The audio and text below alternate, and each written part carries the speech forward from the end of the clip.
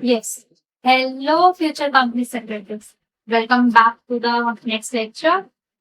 That is, which we have studied earlier, that is elements of company law. And now we are proceeding with the same. So I told you in the last lecture that I'll show you the MCA website and हम कैसे companies के बारे में search कर सकते हैं and हम कैसे सर्च कर सकते हैं कि वो एक्चुअल में कंपनी है कि नहीं. Okay, this is the MCA official website, that is mca.gov.in. In this, I have already, you have to make your login ID and register. तो यहाँ पे मैंने ऑलरेडी अपनी लॉगिन आईडी ओपन कर रखी है. You can see that here. So this is MCA services and this is master detail, जहां पर हम हर एक कंपनी के बारे में सर्च कर सकते हैं. लेट्स से आज मैं आपको 4-5 कंपनीज के बारे में सर्च करके दिखाऊंगी. उसके बाद आप खुद अपनी आईडीज बना सकते हो एंड आप उसमें खुद भी सर्च कर सकते हो. ठीक है, let's say first will take the example of Reliance Industries and thereafter will proceed further.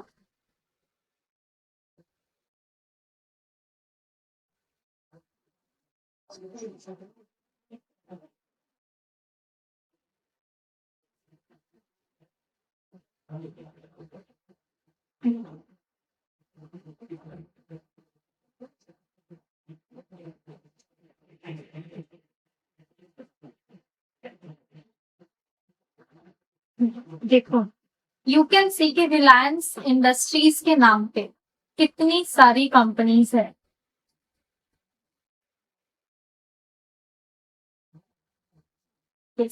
You can see कि रिलायंस के नाम पे कितनी सारी कंपनीज है. आज तक हमें क्या पता था कि रिलायंस है, बट रिलायंस की देखो आप कितनी सारी कंपनीज है. तो लेट्स से कि हम रिलायंस इंडस्ट्रीज लिमिटेड ओपन करते हैं.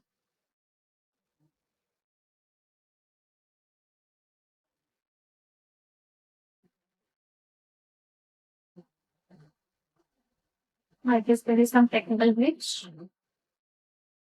Give me a minute.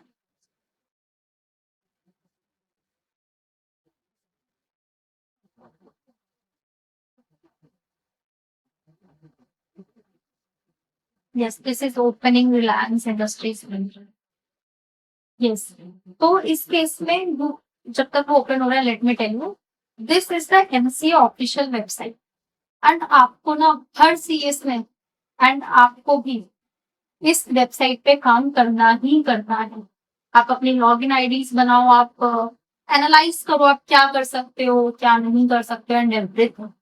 Okay, यहाँ ये रिलायंस इंडस्ट्रीज तो ओपन हो गया है मेरे पास.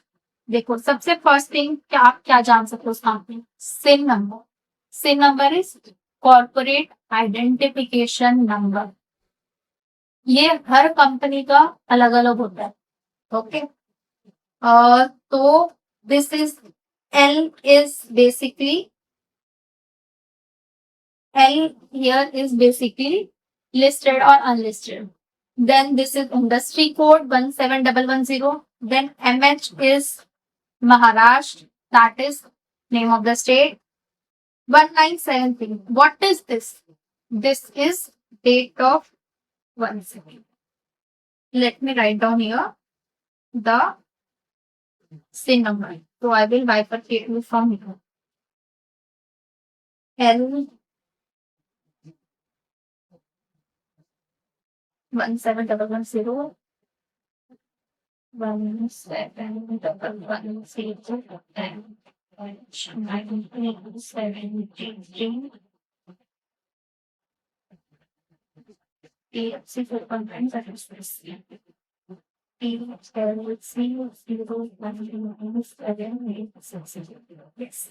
This is the SIN number of any company.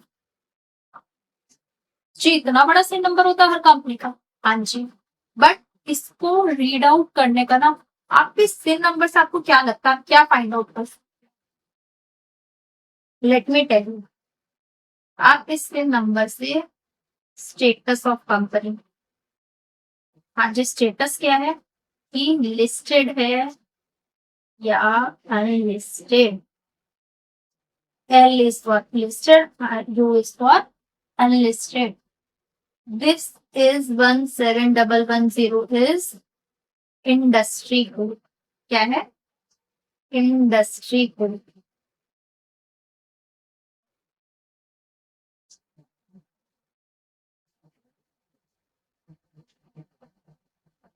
MH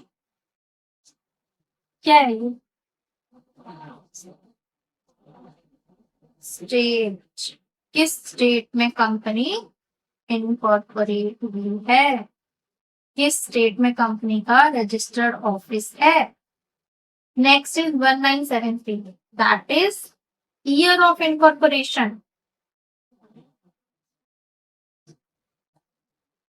देखो आप एक सेल नंबर से कितनी सारी चीजें फाइंड आउट कर सकते हो. PLC ये क्या है? That is public limited company. And PTC होता तो private company. And what is this? This is the unique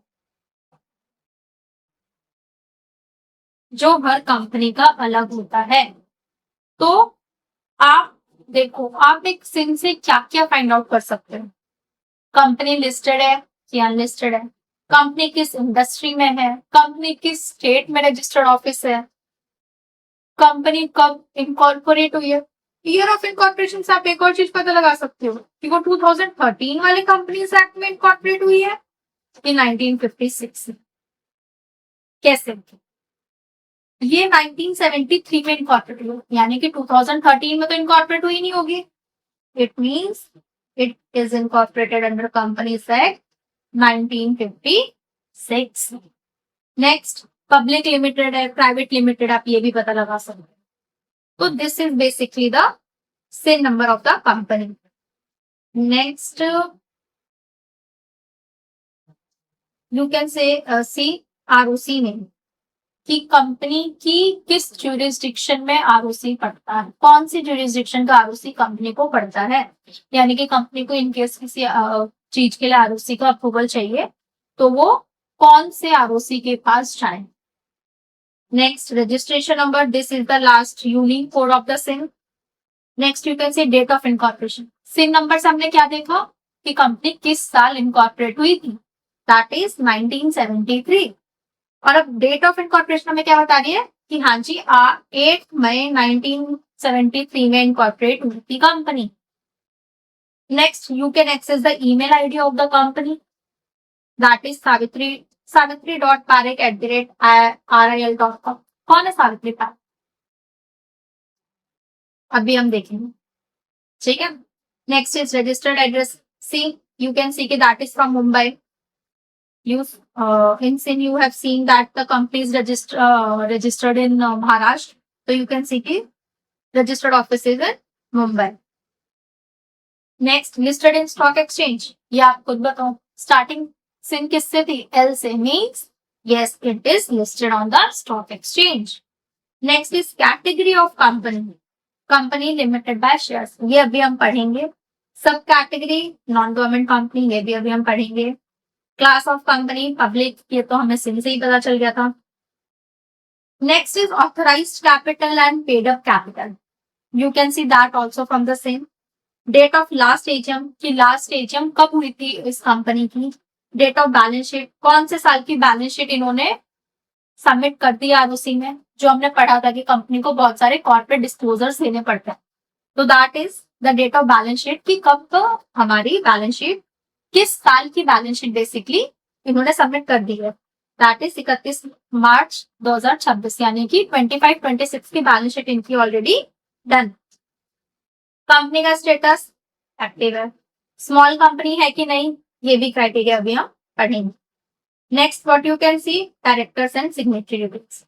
इसमें आपको पता चल जाएगा कि इस कंपनी में कौन कौन डायरेक्टर है, किस पोजीशन पे डायरेक्टर है, KMPs कौन कौन है, किस पोजीशन पे है, कब बने, आज के डेट में वो प्रोफेशनल है कि प्रमोटर है. You can see everything from directors and signatory details.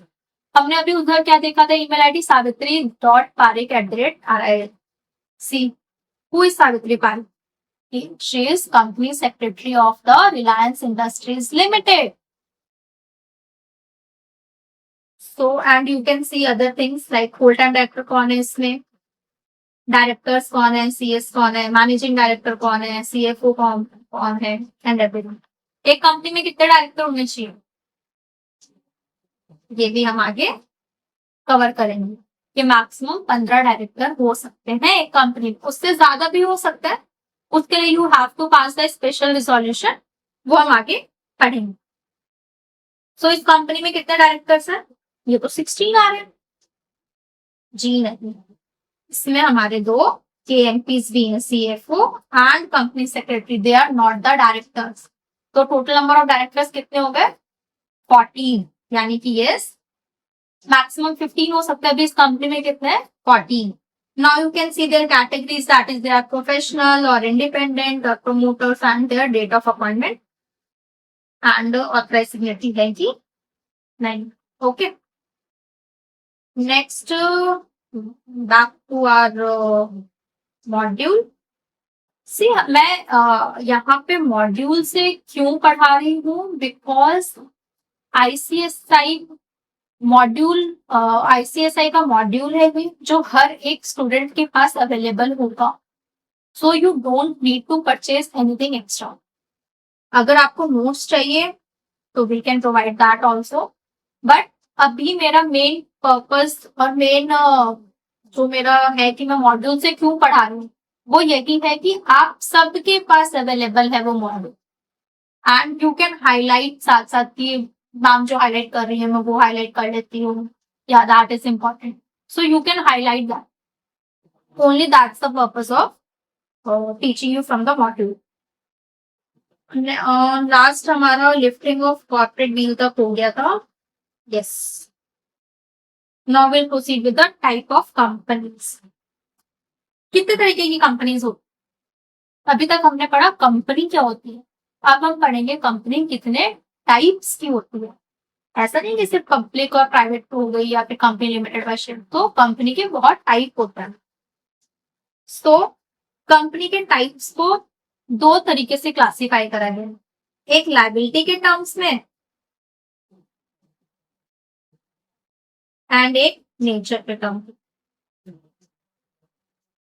First will study about the companies bifurcation as per the liability. So first company company limited by shares, ये मैंने आपको ऑलरेडी बता दिया है, बट ठीक है.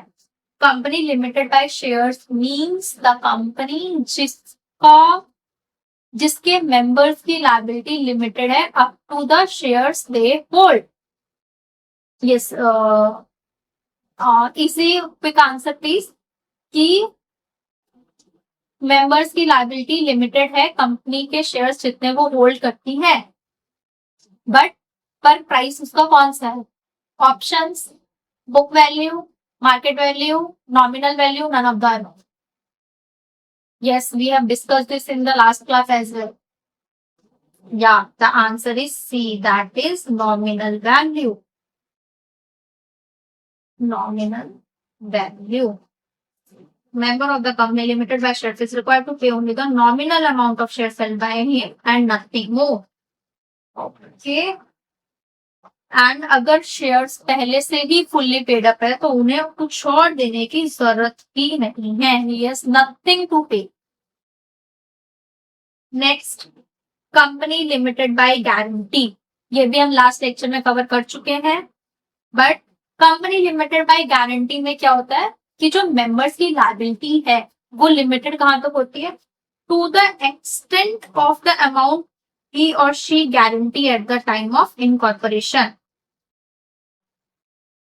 और ये इनको कब देना है, amount guarantee at the time of incorporation. ये इनको कब देना है, अगर कंपनी सही सलामत चल रही है तो इनको पेमेंट के लिए हम मांग सकते हैं क्या, जी नहीं. This amount they should pay only when the company goes into liquidation and not when it is a going concern.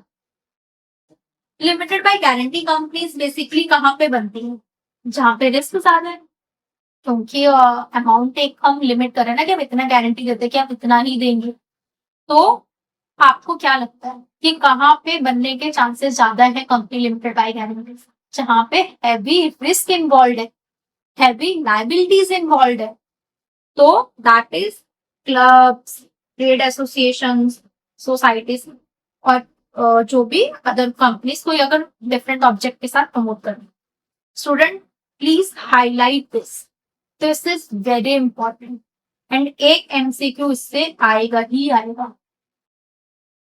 कि कहाँ पे company limited by guarantee preferred होती है, जहां पर हैवी लाइबिलिटीज है, हैवी रिस्क इन्वॉल्व है, that is club, trade association और societies. Next is unlimited company.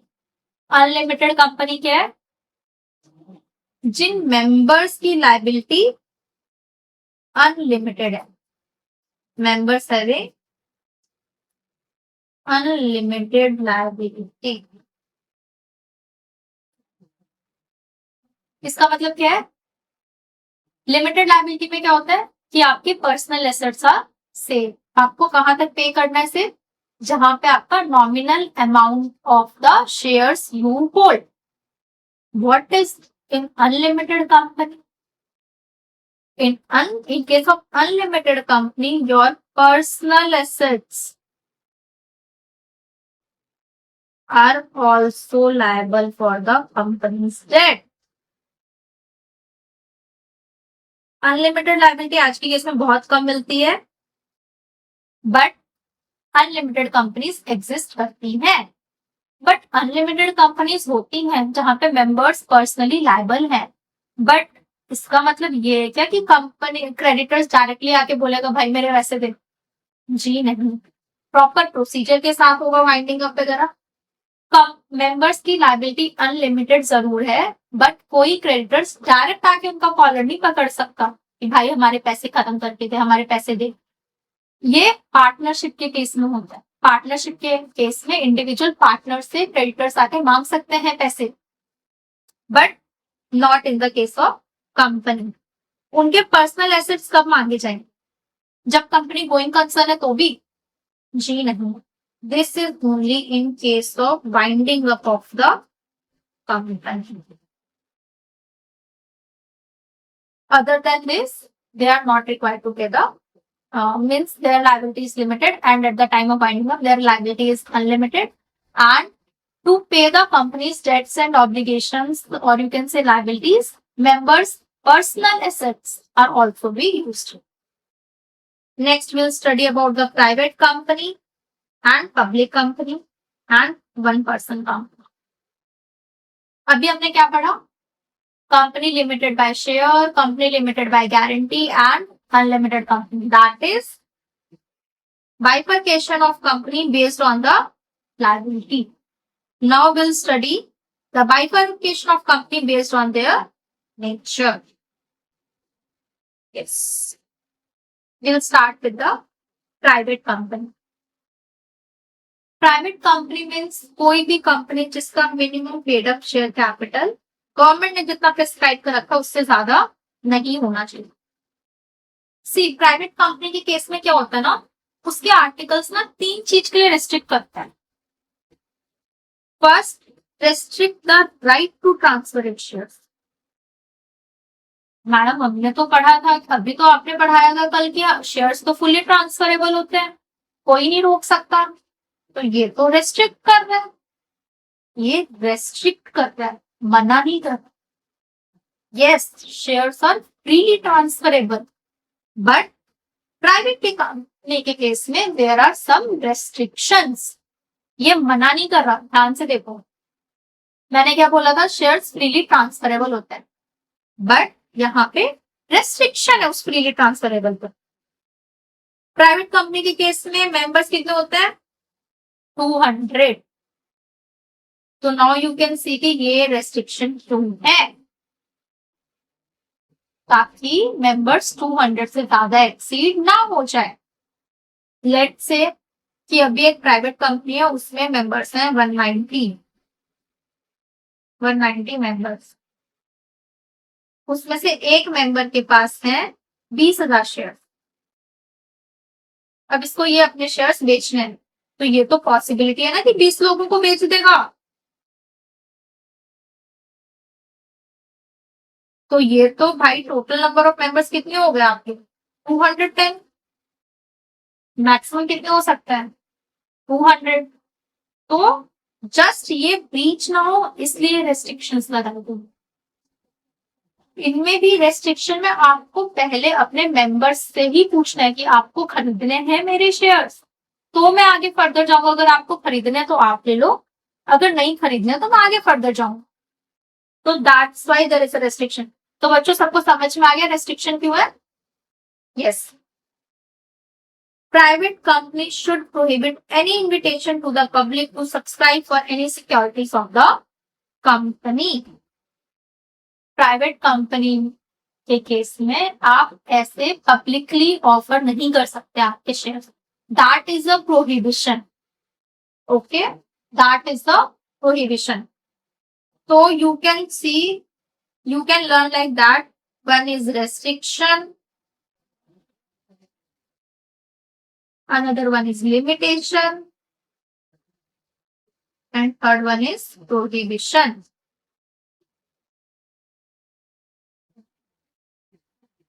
RPL, private company की डेफिनेशन याद हो गई?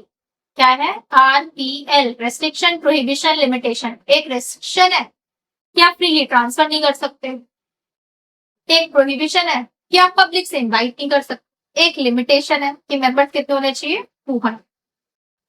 Next, public company. You can C public company की डेफिनेशन क्या है? Means a company which is not a private company. Public company means ऐसी company जहां पर कोई रेस्ट्रिक्शन नहीं है, कोई लिमिटेशन नहीं है, कोई प्रोहिबिशन नहीं है।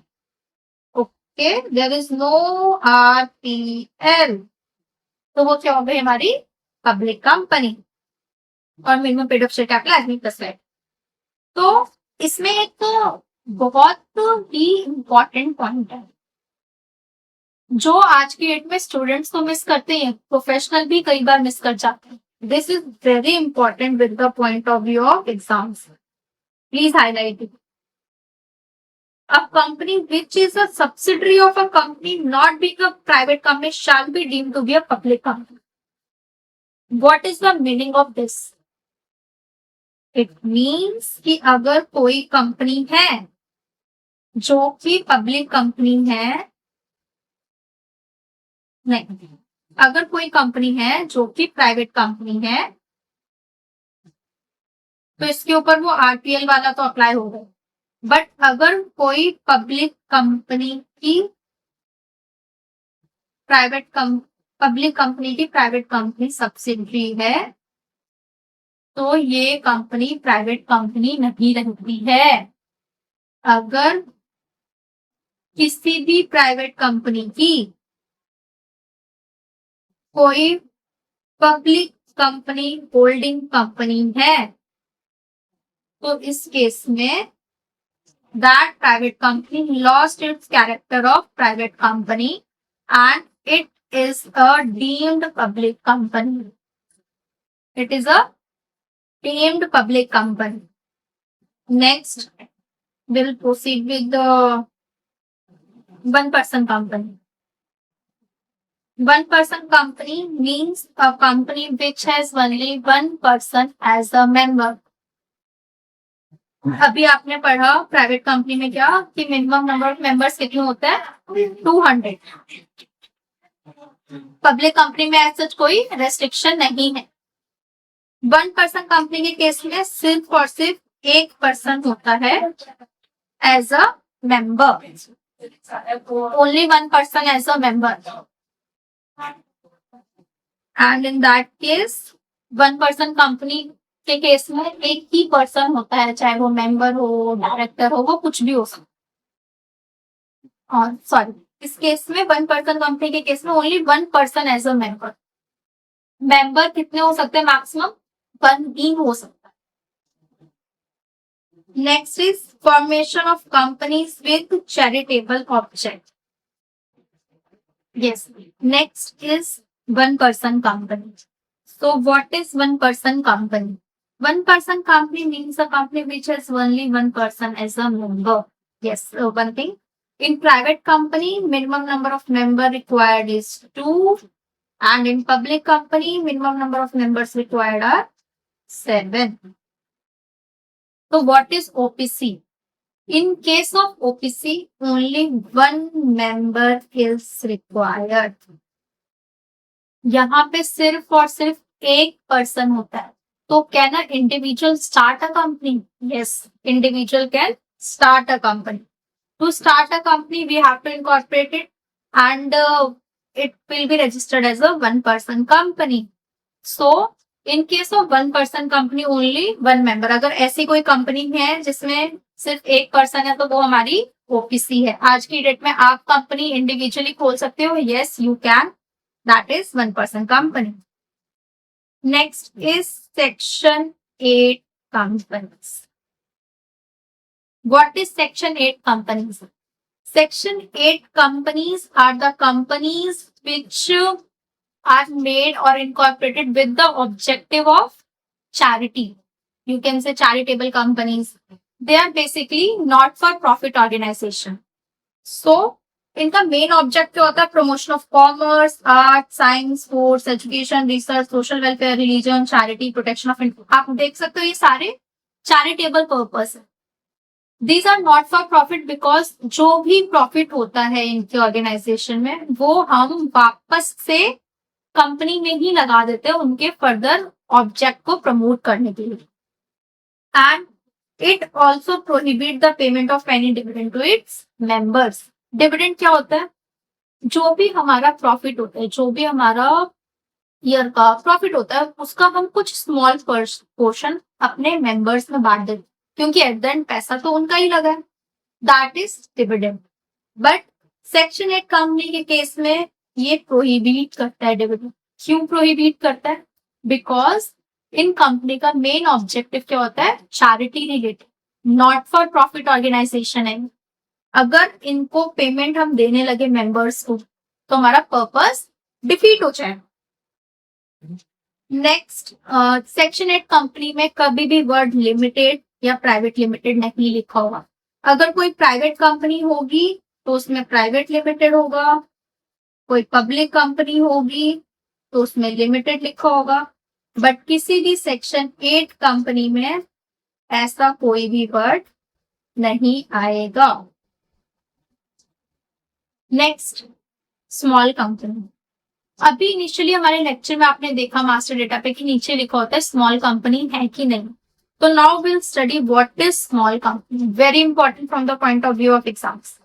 Small company means a company other than a public company. Majorly बच्चे यही फंस जाता है.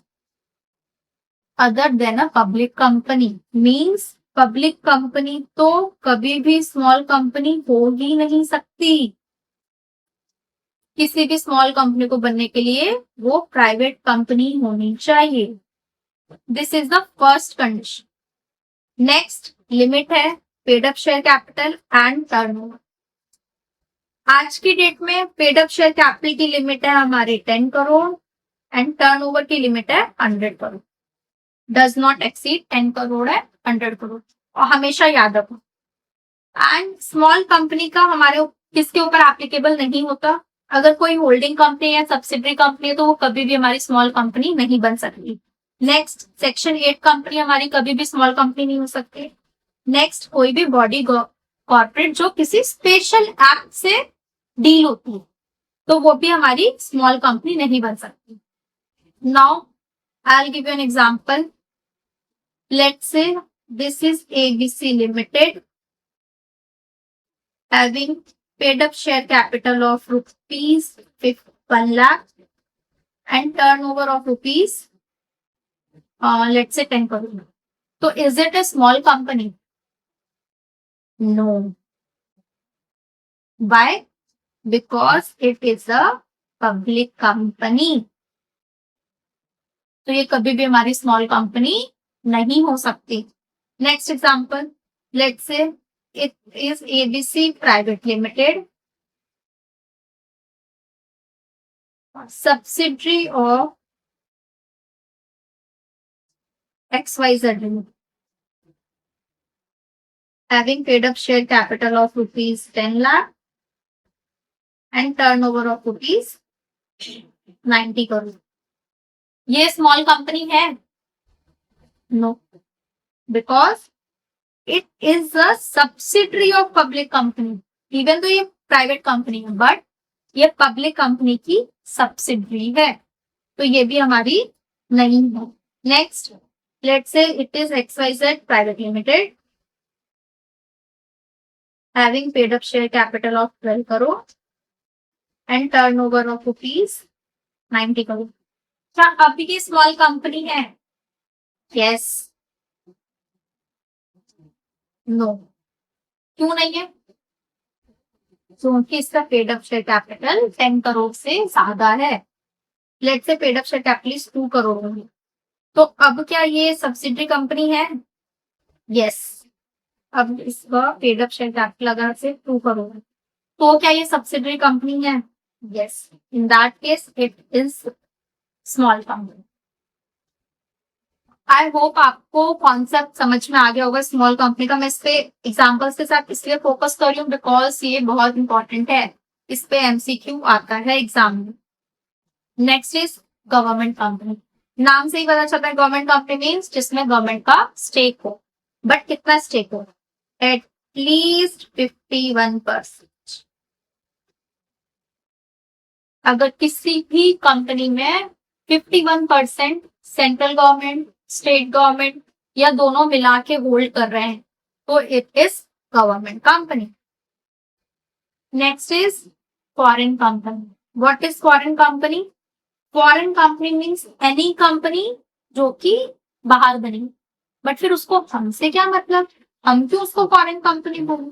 बिकॉज उसका प्लेस ऑफ बिजनेस इंडिया में है या फिर वो कोई बिजनेस एक्टिविटी इंडिया में करता है, तो that is foreign company.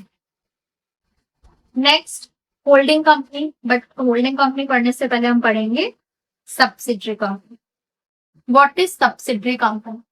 Subsidiary company means ऐसी कोई भी कंपनी जिसका composition of board of directors, मतलब कौन सा डायरेक्टर आएगा, कौन सा जाएगा, किसको अपॉइंट करना है, किसको नहीं करना, वो सब कौन कंट्रोल, कोई दूसरी कंपनी कंट्रोल करे. या फिर हाफ से ज्यादा वोटिंग पावर कोई और कंपनी के पास है, तो that is subsidiary company. Means any company जो कंट्रोल करती है उस कंपनी का composition and 50 more than half. There is a difference between more than half and 51%. More than half means आपका 50.01% भी आ जाएगा. It's not necessary it will be 51%. So it is more than half of the total voting power जो कि दूसरी company के पास है, at its own or together with one or more of its subsidiary companies. So this is subsidiary company. तो जो control कर रही है वो कौन हुई? Holding company. अब हम पढ़ लेते हैं. Holding company in relation to one or more other company means a company of which such companies are subsidiary companies. Like I said कि सब्सिडरी कंपनी कौन है? लेट्स से कि it is A limited and this is Z limited. अगर ये company इस company में चाहे तो कंपोजिशन को कंट्रोल कर रही है या फिर मोर than half total voting power, तो this company is subsidiary company and this is holding company. I hope I made myself clear. Yes. Next is producer company. नाम से ही पता चल रहा है, क्या लग रहा है क्या होगा प्रोड्यूसर कंपनी? किससे रिलेटेड होगा? एग्रीकल्चर से रिलेटेड. किससे रिलेटेड? एग्रीकल्चर से रिलेटेड.